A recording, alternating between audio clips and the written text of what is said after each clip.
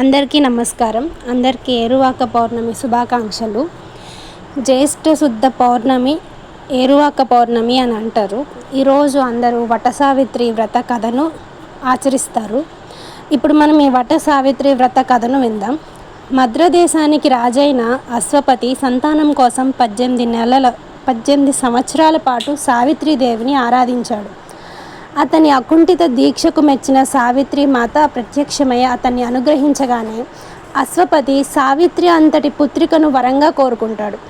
అతని భక్తికి మెచ్చిన దేవి తన వరప్రసాదమైన ఆ పుత్రిక వల్ల అశ్వపతికి ఎనలేని కీర్తితో పాటు 9 పుత్రులు కలుగుతారని అనుగ్రహించింది.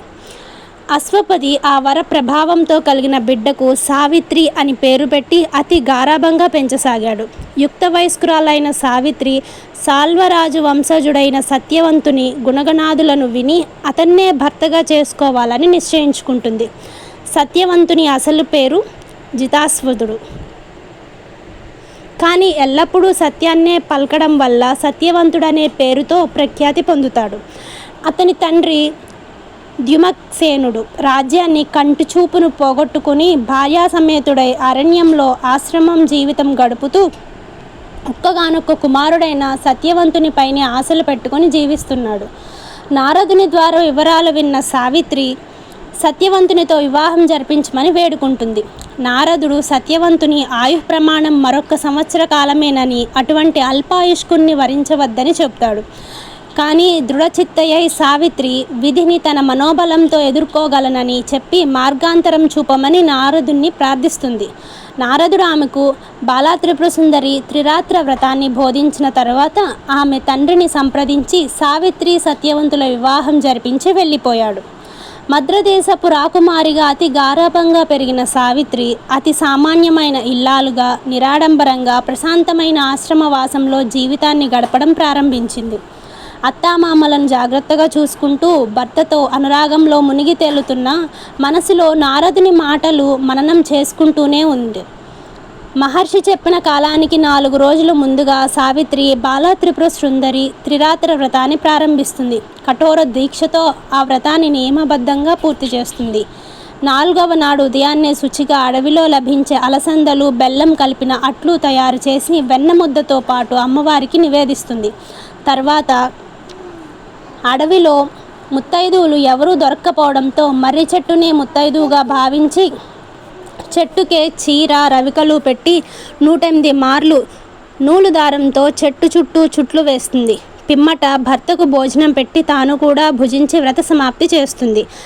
నారదుడు చెప్పిన గడువు రోజున యథాప్రకారం భర్త గొడ్డలితో అడవిలోకి బయలుదేరగానే తాను కూడా భర్తతో పాటు నడవసాగింది. భర్త వెంటే నడుస్తున్న సావిత్రి అతను చూపుతున్న వింతలు చూస్తూ చెప్తున్న విశేషాలు వింటున్నా ఆమె సర్వేంద్రియాలు భర్తపైనే కేంద్రీకరించి ఉంచింది. కాసేపయ్యాక ఆ దుర్ఘడియ రానే వచ్చింది. నడిచాల్సిన భర్తను తన ఒడిలో పడుకోబెట్టుకుంది సావిత్రి. మరుక్షణమే నిద్రలోకి జారిపోయాడు సత్యవంతుడు. ఇంతలో మహిషపు గంటలు గనగనమని మోగగా పాసహస్తుడై భీకరాకారంతో వచ్చిన కాలయముడు సత్యవంతునిలోని జీవుని చెరపట్టి లాగాడు.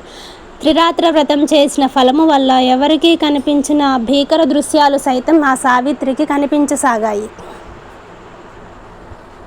సావిత్రి తన భర్త జీవాన్ని తీసుకువెళ్తున్న యముణ్ణి అడ్డుకుంది. తనను చూసి కూడా చలించని ఆమెతో, యముడు నేటితో నీకు నీ భర్తకు మధ్య రుణం తీరింది. నీ భర్తకు జరిపించవలసిన సంస్కారాలు జరిపి నీ దోవన నీ వెళ్ళు అని మరలిపోయాడు. విగత జీవుడైన తన భర్త శవాన్ని చెట్టు చాటున దాచి సావిత్రి యముణ్ణి అనుసరించింది.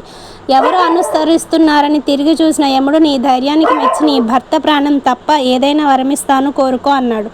ఆ ఇల్లాలు అత్తవారింటి క్షేమం కోరి తన అత్తమామలకు చూపుతో పాటు పోగొట్టుకున్న రాజ్యాన్ని కూడా ప్రసాదించమని కోరింది. యముడు ఆ వరాన్ని ప్రసాదించిన సావిత్రి ఆయనను అనుసరించటం మానలేదు. అప్పుడు యముడు, అమ్మ మొండితనం మాని మరలిపో, అలాగే మరొక్క వరం, అది కూడా నీ భర్త ప్రాణాలు తప్ప అని అనగానే సావిత్రి తన పుట్టింటి వారసులు కావాలని కోరింది. ఆమె కోరిక మన్నించి అశ్వపతికి 9 పుత్రులను అనుగ్రహించాడు యముడు. అయినప్పటికీ సావిత్రి పట్టు వీడక యముణ్ణి అనుసరిస్తూ అవుతారు కదా, మనిద్దరం అంతకన్నా ఎక్కువ నడవడం వల్ల ఆత్మబంధువులు అయ్యాం కదా అని అన్నది. దానికి యముడు, సావిత్రి నీ మాటలు నన్ను సంతోషపరిచాయి, మరొక వరం ఇస్తాను అడుగు అన్నాడు. స్వామి, మీరు ఈసారి ఎట్టి నిబంధనలను విధించలేదు కాబట్టి నా సౌభాగ్యాన్ని నాకు ప్రసాదించమని వినమ్రంగా చేతులు జోడించి కోరింది. యముడు ఆమె వినయ విధేయతలను సమయస్ఫూర్తిని మెచ్చుకొని సత్యవంతుణ్ణి పునర్జీవితుడను చేసి వారిద్దరిని దీవించాడు. ఇది వట సావిత్రి కథ. నమస్కారం.